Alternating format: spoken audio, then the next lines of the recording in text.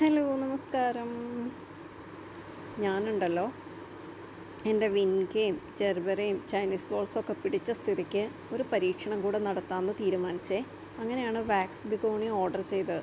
4 എണ്ണത്തിൻ്റെ combo offer. അങ്ങനെ 2 എണ്ണം ഞാൻ ഓർഡർ ചെയ്തു കേട്ടോ. അതിന് നടാനായിട്ട് 8 ചട്ടിയൊക്കെ ആദ്യമേ എടുത്തു വെച്ചു. ഓർഡർ ചെയ്തപ്പോഴേ തന്നെ ഒരുപോലത്തെ 8 ചട്ടിയൊക്കെ എടുത്തു വെച്ചു. നല്ല ഹെൽത്തി പ്ലാന്റ്സ് കിട്ടി കേട്ടോ. വന്നപ്പം 9 എണ്ണം ഉണ്ടായിരുന്നേ. അങ്ങനെ മീസ് വേൾഡ് എന്ന് പറഞ്ഞ യൂട്യൂബ് ചാനലിൽ നിന്ന് വാങ്ങിയത്. 8 എണ്ണം ഓർഡർ ചെയ്തെങ്കിൽ 9 എണ്ണം കിട്ടി. അപ്പോൾ പിന്നെ എനിക്ക് അടുത്തത് അതിന് വേണ്ട ഒരു ചട്ടി അന്വേഷിക്കലൊക്കെ ആയി. ഞാൻ 8 പോട്ട് ഓൾറെഡി മാറ്റി വെച്ചിട്ടുണ്ടായിരുന്നു ഇത് വരുമ്പോൾ നടാനായിട്ട്. ഞാൻ നടുന്നത് എങ്ങനെയാണെന്ന് വെച്ചാൽ എല്ലാ ചട്ടിയിലും ആദ്യമേ കരിയില എടുത്തിടും കേട്ടോ.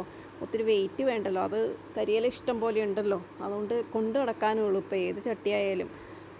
എസ്പെഷ്യലി നമ്മൾ വലിപ്പമുള്ള ചട്ടിയൊക്കെ ആണെങ്കിൽ കരിയില കുറേ ഇട്ടാൽ നല്ല ആട്ടോ, എടുത്തുകൊണ്ട് കിടക്കാൻ എളുപ്പം, ഒത്തിരി വെയിറ്റ് ഉണ്ടാവില്ല. ഇത് പിന്നെ ചെറിയ ചട്ടിയായിട്ട് കുഴപ്പമില്ല, എന്നാലും മണ്ണ് അത്രയും മതിയല്ലോ. പിന്നെ കുറച്ച് സാധാ മണ്ണൊക്കെ ഇട്ട് ഓരോന്നായിട്ട് നട്ടു കേട്ടോ. ലാസ്റ്റ് ആയപ്പോൾ 9 എണ്ണം ഉണ്ടായിരുന്നില്ലേ. അപ്പോൾ ഒരെണ്ണം നടാൻ ചട്ടിയില്ല. പിന്നെ വേറൊരു ചെടി മാറ്റിയിട്ട് അതുപോലെ ഏകദേശം മാച്ചിങ് ആകുന്ന ഒരു ബ്ലാക്ക് കളറിലെ പോട്ട് തപ്പിയെടുത്ത് അതും നട്ടു. 9 എണ്ണവും നട്ടു പിടിപ്പിച്ചു. നടാനായിട്ടും വാങ്ങാനായിട്ടും മെയിൻ കാരണം ഉണ്ടല്ലോ, ഞാൻ കുറച്ച് നാളായിട്ട് പരീക്ഷണം പോലെ നടത്തുകയാണ്. ഒരു ജെർബറ പ്ലാന്റ്, കുറച്ച് ചൈനീസ് ബോൾസം, കുറച്ച് വിങ്കയൊക്കെ ഇങ്ങനെ നട്ടുപിടിപ്പിച്ച് സംരക്ഷിച്ച് പോരുവാണേ. ഇതിന് മുമ്പ് ഞാൻ ചെയ്തിട്ടുണ്ടെങ്കിൽ ഇതൊന്നും പിടിച്ച് കിട്ടിയിട്ടില്ല. പല തവണ പരാജയപ്പെട്ടിട്ട് ലാസ്റ്റ് പിടിച്ച് കിട്ടി.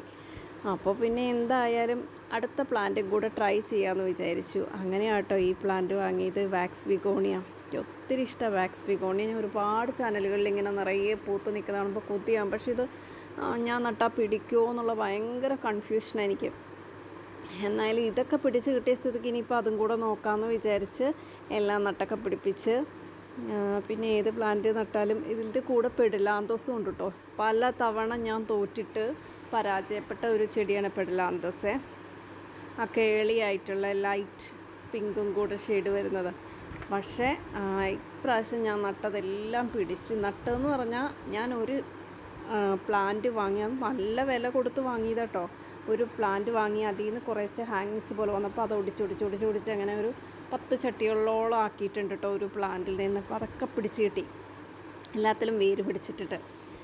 അപ്പോൾ അതൊക്കെ നടേണ്ട ടെക്നിക്ക് പിടികിട്ടി.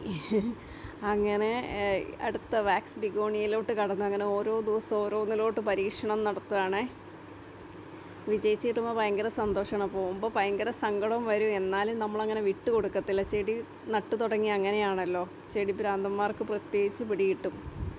പിന്നെ ഞാൻ സ്യൂഡോമോണാസ് ഏത് ചെടി നട്ടാലും ഞാനിപ്പോൾ ആദ്യം ഒഴിച്ചു കൊടുക്കുന്ന കുറച്ച് സ്യൂഡോമോണാസ് കലക്കിയിട്ട് എല്ലാത്തിനും ചുവട്ടിൽ ഒഴിച്ചു കൊടുക്കും കേട്ടോ.